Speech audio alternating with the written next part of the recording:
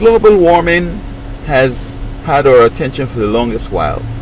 Now, I recall in the 80s when I went to Canada and I discovered Canada and North America were in the throes of.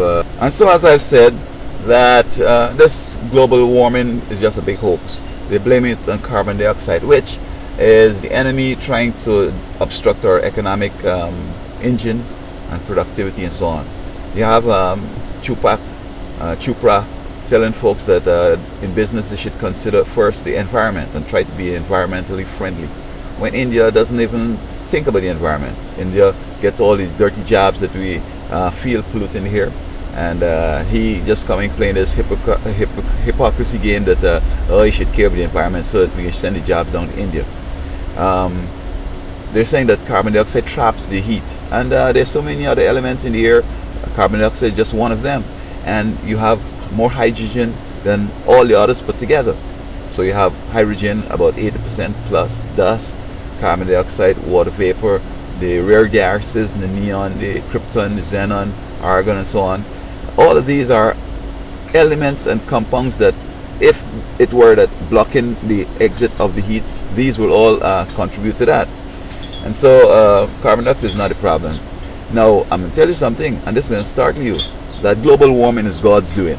Now, if we go to Revelation, we see where he says that there are 7 plagues that are going to plague the earth. And of course, it don't seem as if they've happened before, because the first plague, the first went and poured out his vials upon the earth. This is Revelation 16:2. And there fell a noisome and grievous sore upon the men which had the mark of the beast, and upon them which worshipped his image. So that's the first one, and that has not happened. So obviously that God is not ready yet to give on this heat that might melt all the snow caps that we have, and still the world may not be drowned, because he says the world will not be drowned by a flood. But and the 4th angel poured out his vial upon the earth, upon the sun, and power was given unto him to scorch men with fire. And men were scorched with great heat, and blasphemed the name of God, which had power over these plagues, and they repented not to give him glory. And the 6th angel poured out before, and so on, right? So read it up, read chapter 16 of Revelation, and you see that also God is going to bring on some heat from the sun. And I'm thinking that some way it is not necessarily what we're doing on earth is causing it, except probably, now I said also that the earth is being lightened by the various trips we're making and the things that are in space. But I saw subsequently in the papers where more debris comes to earth than leaves. I don't know. I mean, people could say anything. I don't know if they've weighed it, but we're sure what is going out. Alright? And if my theory is correct, in which the earth is getting lighter and being coming under more of the influence of the sun and moon, higher tides, hotter times.